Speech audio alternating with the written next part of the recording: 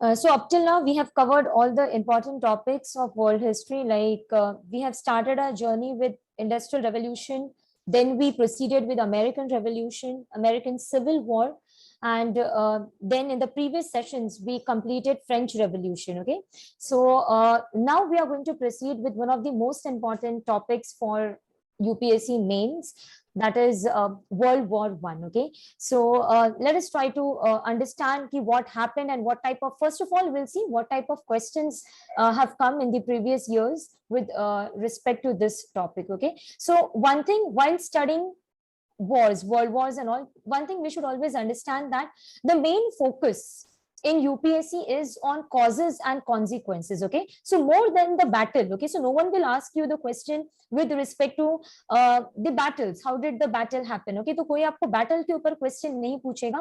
The questions will be with respect to the causes of the war and the consequences of the war. Okay, so what was the cause and what was the consequence, that should be the focus area, right? So let us see what type of questions that have come.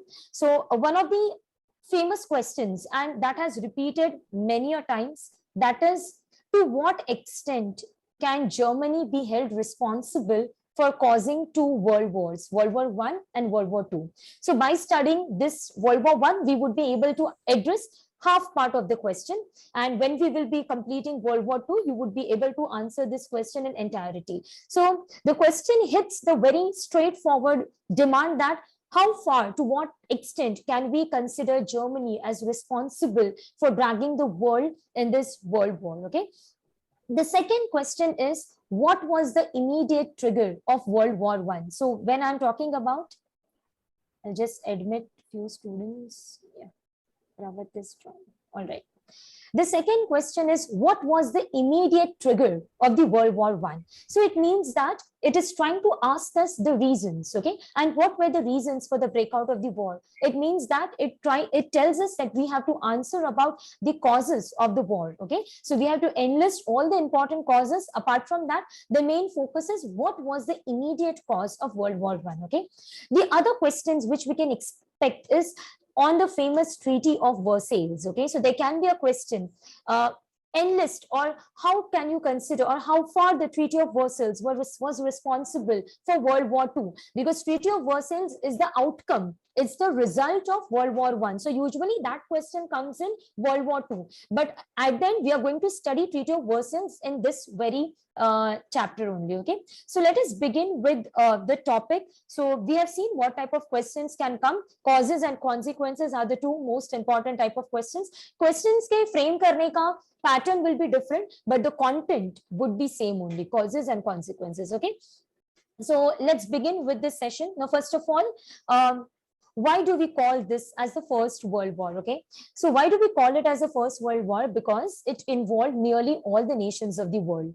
Because if you know that Britain, France, all these countries were there, and if Britain was there, definitely Britain ka pura colonial empire was dragged into the war. If France was there, even the French colonies were dragged in the war. So because these main powers were there, their colonies were also dragged into the war, and as a result, this war included, or broadly all the nations of the world were involved in this war. Okay, so what, that is why it is called as World War One. What? The war involving nearly all nations of the world. Second thing, when did it happen? Okay, so this war lasted for broadly 4 years. It started in 1914, it ended in 1918. So this war was fought for broadly 4 years. Okay, the next question is where. Okay, so where was the war fought? So if you see broadly, the war was fought in Europe. So Europe is considered to be the epicenter, or you can see the peak point where all the important battles were fought. Okay, so where was the war fought? War was fought in Europe. Okay, so Europe is considered to be the epicenter of this war. Okay, now we'll address the most important question, why. So when I'm telling why, we are going to discuss causes. Okay, so why did this war happen? It means that we have to answer the causes of this war. Okay, so what were the causes? I have framed it as mania. Okay, so the code is mania. So what is this mania? M stands for militarism. Okay, so aggressive militarism. A stands for alliances or groupings that were formed by different countries. So M for militarism, A for groupings or alliances, I for imperialism, I for nationalism, N for nationalism, and the last A. The last A is assassination. Okay, so I broadly divided causes into 5: mania, M for militarism, then the next is alliances, then I for imperialism, N for nationalism, and the last A is for assassination. Okay, so these are the main causes, and we will be discussing them in detail. Fine. So let's proceed with the first cause. Is the PPT visible? Guys, can you see the PPT? Please, anyone respond? No? Yes. No. Just a second. I'll resume. Is it visible now? Yes. All right, fine. Yeah. So just for the code, I have made it mania, but I will not be following the order. I will be discussing as per the significance of particular cause. We will be going in that order. Okay. So first is imperialism. Okay.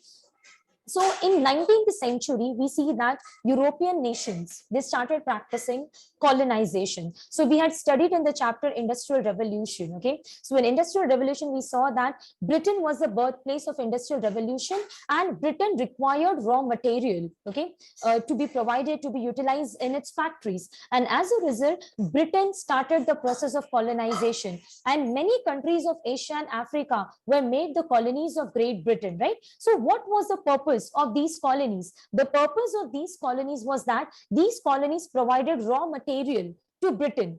On the other hand, these colonies were also market to sell these products. Okay, so this is called as a process of colonization. Why do you make a particular country a colony? There are two intentions. First thing, you can get the raw materials at the cheap rate, and second thing, you're widening your market base in order to sell your products. Okay, so Britain ka bhi market was not just Britain, it was the entire colonial empire.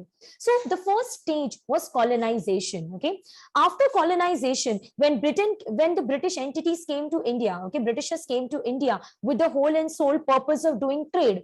But slowly and gradually, when they got acclimatized with the political sphere of India, they understood that the more advantage would be if we would be ruling this country. And slowly and gradually, from a colony, India was converted into an imperial empire, and the most precious empire of the Britain was India, right? So first stage was colonization. That is, the intention was purely trade and commerce, utilizing the country for raw material and as a market.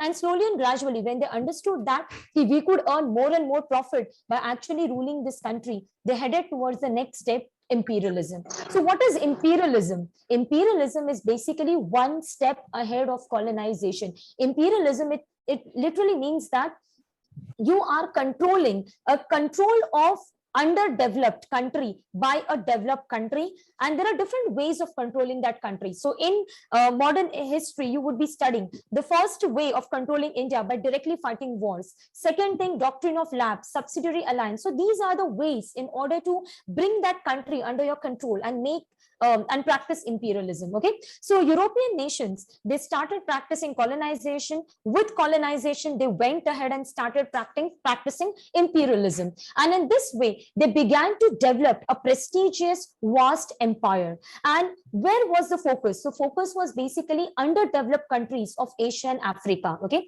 so Asian and African countries were colonized and were slowly and gradually imperialized. And who were at the forefront of this race? So Britain and France were at the forefront of this race of colonization and imperialism. Okay, people used to say that the British Empire knew no sunset. Why? Because Britain had such a big colonial empire. It was in the northern hemisphere, southern hemisphere, it was in east, in west. So everywhere Britain had their colonies. So Britain was at the forefront in this race of colonization.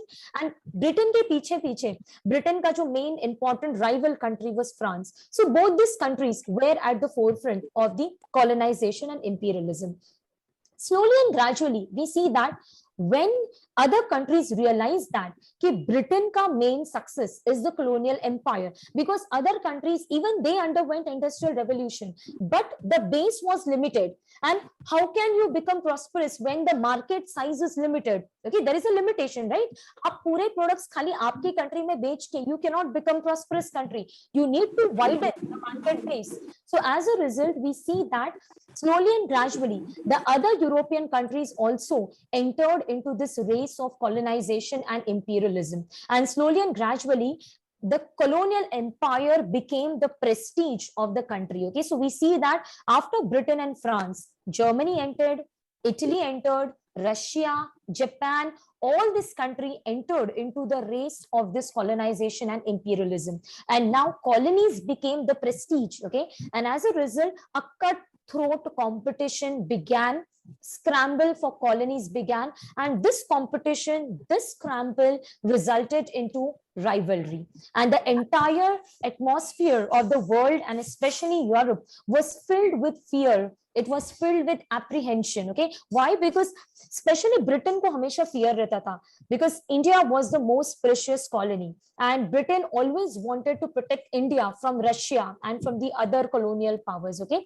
so that resulted into fear कि कल को कोई आके मेरे colony को ले ना ले. So apprehension that resulted into mutual hatred, and that resulted into small wars. And later on, यही small wars, these small wars escalated into a world war. Okay, so this is the first reason for world war, that is imperialism. Is this very clear? Any doubt with respect to imperialism?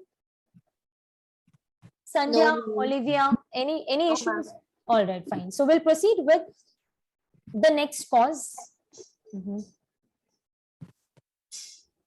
Yeah, the next is nationalism. Okay, so in Mania we saw one cause was imperialism, the next cause was nationalism. So what is nationalism? Can anyone tell me what do you mean by nationalism? क्या है nationalism? Yes, love for your country, right? So a sense, a group of a people, okay, belonging to a similar you can say historical background, having similar culture, they start feeling that we all belong to this particular territory, and that results into a development of a feeling of nationalism. And nationalism, to us, it's actually a good feeling. Everyone should have love for their country, but then converting this nationalism into aggressive nationalism can prove to be a disastrous thing. Okay, that actually happened in Europe. So nationalism, a sense of unity, a love for the country is accepted, but we see that during the later half of the 19th century in Europe, this nationalism, it converted into a feeling. There is some disturbance, guys, please mute. If you have any doubt, you may unmute and ask me, but then please mute. Purnima, can you mute yourself? Yeah, all right. So in the later half of the 19th century, in Europe, we see the phenomenon of aggressive nationalism, that is extreme pride, feeling of superiority, and development of aggressive nationalism. Now they started feeling that, like, my country is the superior one. So love for one's own country and at the same time hatred for others is called as aggressive nationalism. What is nationalism? Love for your country, that is fine, but at the same time, when you are saying that my country is the only superior country and you start hating the other countries, so that resulted into a feeling of aggressive nationalism. And now every country, they started associating that, everyone started aspiring that my country should be the territory of my country should be very big enough. And as a result, each and every country wanted to expand their territory. So the nation's pride was actually equated with the territorial status of the country. Okay, so jiska jitna zyada territory, utna powerful the country would be. So the pride of the country was associated with the territory of the country, and in this race of expanding the territory of the nation, we see that small wars started. Like for example, the very first war which started was that, you can see the first map over here, France and Germany ke border pe you can see orange color area. Okay, so this orange color area, this is the coal and iron rich area of France. The name of the area is Alsace and Lorraine. Okay, so Alsace and Lorraine was the iron and coal rich area of France, and this area was taken by Germany. Okay, so now France wanted this, so a race started. Germany wanted to expand, and as a result, Germany took the area of Alsace-and-Lorraine from France. France now wanted it back. So that resulted into rivalry between France and Germany. So this is just one example of nationalism where Germany wanted to expand, and that resulted into dispute between Germany and France. Okay. The second example of this rivalry is Trentino Triste. Okay, so Trentino Triste was a territory of Italy. It was taken by Austria. Okay, so Austria ne Trentino Triste, you can see over here, नीचे का map आप देख सकते हो Triste. So it is Trentino Triste. It was originally an Italian territory taken by Austria. So now even Italy wanted its territory back. So in this way, every country, they started following expansionist policy in the name of nationalism. As I mentioned, that country's pride was equated with its territorial status. And as a result, each and every nation wanted to expand its territory. So they followed expansionist policies, that is attacking the neighboring areas, expanding the area of your country in the name of nationalism. And that resulted into these small wars. And these small wars only later on escalated or emerged into a big fight, and that is World War I. Okay, so this is the second reason, nationalism. First reason was imperialism, colonization and imperialism, that is expansion of the colonial empire. Second thing we saw that, so this was beyond Europe. Okay, what is the difference between imperialism and nationalism? In imperialism, we are seeing that they are fighting for the colonies that is beyond Europe. Where they are fighting? They're fighting for the colonies in Asia, they're fighting for the colonies in Africa. So that is imperialism. When it comes to nationalism, they're fighting within Europe. They're trying to annex each other's neighboring countries' territory. So nationalism, when it comes, it is restricted to the European framework. When we are talking about imperialism, it's a big framework, that is, it is beyond the continent of Europe. Okay, so this is the basic difference between the two concepts. Fine. Any doubt up till now? Difference is clear. What is nationalism? What is imperialism? In imperialism, it is beyond Europe. In nationalism, it is within Europe. Okay. Now let's understand who were fighting. Okay, so in the World War I, we had two camps. First one, Central Powers. Since they were centrally located in Europe, they are called as Central Powers, and the other power is called as Allies. Allies means I'm your ally, it means friend group. Okay, so who were the powers? So Central Powers were Germany, Austria-Hungary, Ottoman Empire. Now, Ottoman Empire, if you guys remember, Ottoman Turks. Okay, so Turks were the people who were ruling over Turkey. So Turkish Empire was called as Ottoman Empire. And Bulgaria. Okay, so these countries, they are called as Central Powers: Germany, Austria-Hungary, Ottoman Empire, and Bulgaria. On the other hand, we have allies. Now, allies are Russia, France, Britain, Italy, Japan, and finally, US enters in the World War I in 1917. So the final turning point is USA ka entry, 1917. Okay, Italy originally was in the camp of Central Power. Okay, but later on, Italy ne apna side change kiya. So as of now, I've mentioned it in the allies. I'll be explaining it in the other slides. Okay, so Central Powers: Germany, Austria, Hungary, Ottoman Empire, and England. Allies: Russia, France, Great Britain, Italy, Japan, and USA. USA ka entry in 1917. Fine.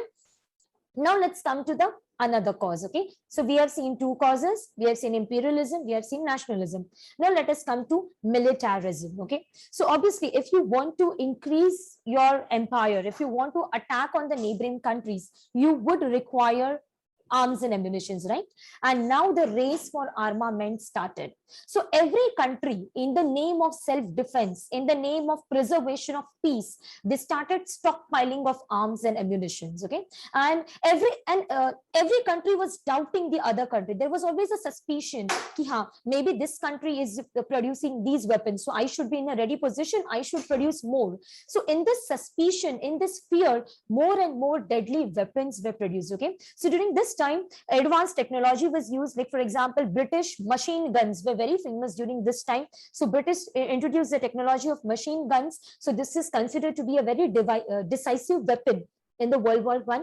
Then we see Germans introduce steel helmets. Okay, so that was also innovation during this period. Not only did they restrict to these weapons, they went ahead and they even developed chemical weapons. Okay, so chemical weapons like tear gas, phosgene, mustard gas, all these gases were also used. Okay, so this war, not only they used the other weapons, but they also went to use chemical weapons. Okay, and this race for armament, it created fear, it created apprehension and doubt that this, yeah, because everyone was trying to maintain secrecy, that yes, I am doing my production, I am maintaining my secrecy. So that created more and more suspicion, more and more doubt that maybe this country would go ahead in the race of armament, so even I should be ready with the backup weapons. So that resulted into more and more deadly weapons being produced, mutual hatred increased, and Europe became a den of arms and ammunitions. Okay, so all the deadly weapons were produced in Europe. Fine. So these are the initial three causes: militarism, imperialism, and nationalism. Now let us proceed with the most important part, is alliances. Okay, so this is most important part, alliances, in order to understand the grouping. Okay, so first is unification of Germany.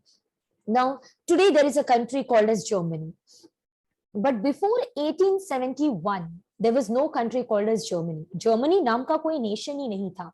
तो क्या था? So there were many German speaking small states. Okay, like India mein there are so many states. On the similar lines in Europe there were small German speaking states. Okay, and there was no country called as Germany.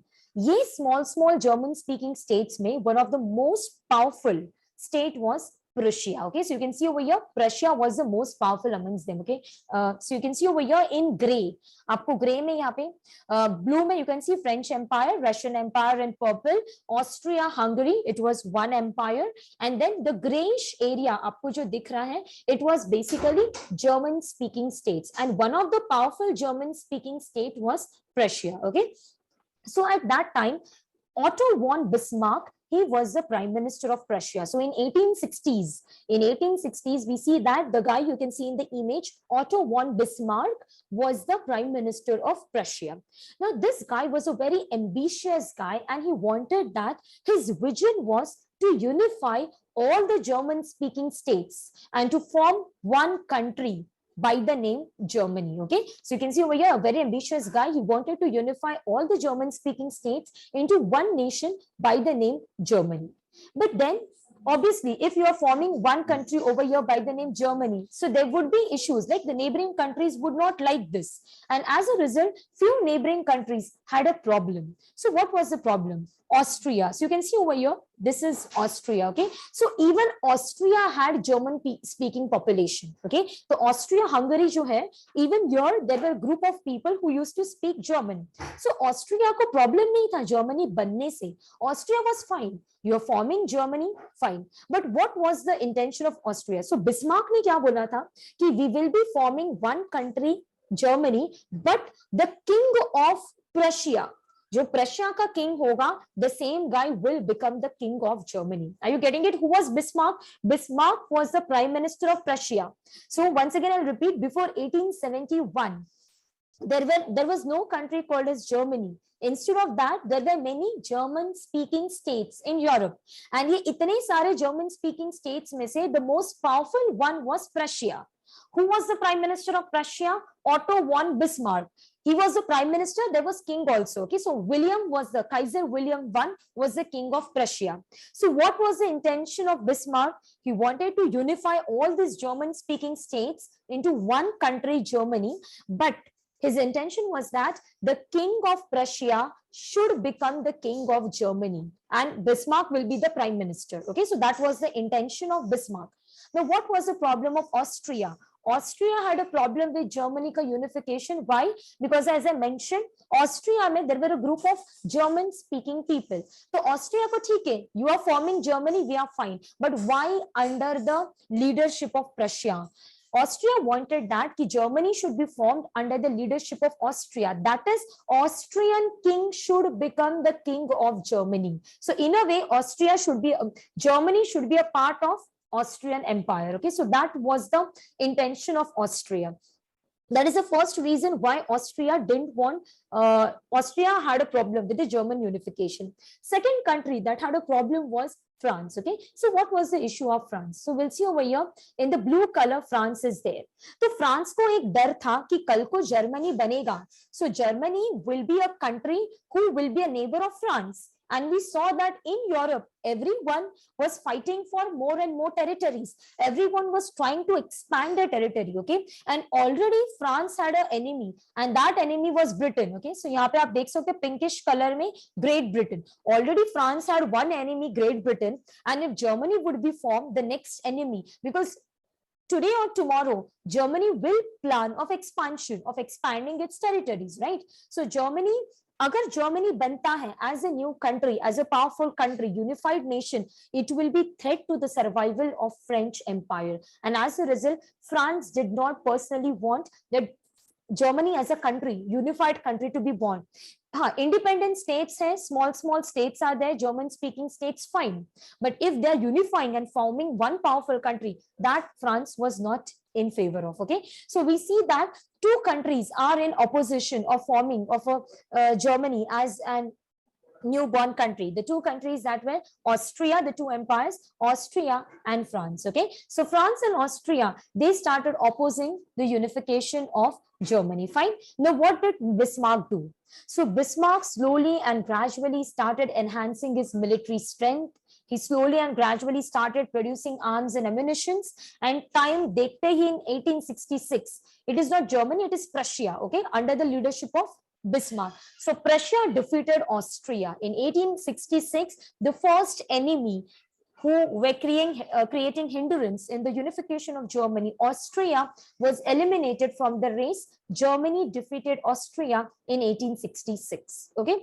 After a pause of 4 years, he regained strength because France was much bigger empire, much powerful. So as a result, you require a lot of strength in order to deal with France. So second target was France. So in 1870, Germany defeated France. Okay.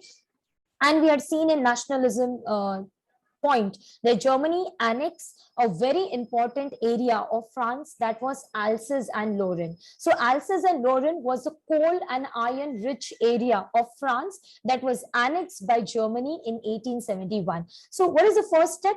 Germany defeated Austria. Second step, Germany defeated France. Third step, Germany not only defeated France, Germany annexed the provinces of France, Alsace and Lorraine. Okay, and ultimately both the enemies, so both the enemies were wiped out. Austria gaya, France gaya. Now there is no way to stop Germany ka formation. So ultimately on 18th January 1871, Germany as a country was officially, as a newborn country, was born. And this, now one of the most tragic thing, now what did Bismarck do? Bismarck ने Germany का unification का जो ceremony था, it was purposely conducted in the Versailles Palace of France. So guys, in the French Revolution, we had studied about the Palace of France, right? Versailles, Palace of Versailles in France. So purposely, Bismarck organized this ceremony of unification of Germany in that Versailles Palace of France. So this is considered to be the biggest insult of France. You defeated France, you annex its area, and in the Palace of France, you are conducting the celebration of formation of Germany. And ultimately, in this very ceremony, Kaiser William, so Kaiser is a title given to the king. Okay, in Germany, they give a title as Kaiser. So Kaiser title was given to Wilhelm I. So Kaiser William I was proclaimed as the emperor of Germany. So guys, remember, originally he was the king of Prussia. So same guy was appointed as the German emperor. Okay, so I guess there must be a so this is the Palace of Versailles, and in this Palace of Versailles, Kaiser Wilhelm was proclaimed as the German emperor. Fine. So this is all about the unification of Germany. Is this clear? Any doubt with respect to the unification of Germany? And Bismarck played a very important role in this entire unification of Germany. And guys, there is disturbance. Please mute. Please mute. There is disturbance from someone's end. Yeah. We were on Kaiser. Yeah. So what we were discussing? Oh, Can anyone just give a hint because of the disturbance? Yeah, unification of Germany, right? Yeah. So we were talking about Bismarck, right? Yeah. So Bismarck is considered to be a very important one. And in modern India, we call Sardar Vallabhbhai Patel as the Bismarck of India. So there can be a question. Discuss the role of Sardar Vallabhbhai Patel in the unification of India, okay? Or how can you justify that Sardar Vallabhbhai Patel is called as the Bismarck of India? So similarly, we saw that the way he merged all the German speaking states into a country called as Germany. On the similar lines, Sardar Vallabhbhai Patel, you guys know that integrated all the princely states of India, right? So that is why we call Sardar Vallabhbhai Patel as the Bismarck of the country, fine? So this is all about the unification of Germany. Any doubt? Preeti, Olivia, Sandhya? No, ma'am. No, ma'am. Ma'am, can this question of the personality comparison can come in mains? Yes, definitely. The comparison question can come in mains, okay? Compare Bismarck and Sardar Vallabhbhai Patel, or directly there can be a question. Why Sardar Vallabhbhai Patel is regarded as the Bismarck of India? So the reason is that you need to give the background of Germany. Okay, how how Bismarck played a very important role in the unification of Germany, and as a result, Sardar Vallabhbhai Patel is compared as the Bismarck of India. Fine. So now let us proceed with the further strategy of Bismarck. Okay, ma'am, one more question, ma'am. जो positive है वो तो पता चल रहा है कि integrate किया, but there might be difference in their approach. वो क्या रहेगा? How they are different from each other, Bismarck and Sardar Vallabhbhai Patel? Yes, they're definitely the scenarios are different. Okay, so वहाँ पे Sardar Vallabhbhai Patel का the issue was that Indian states were not ready to join, right?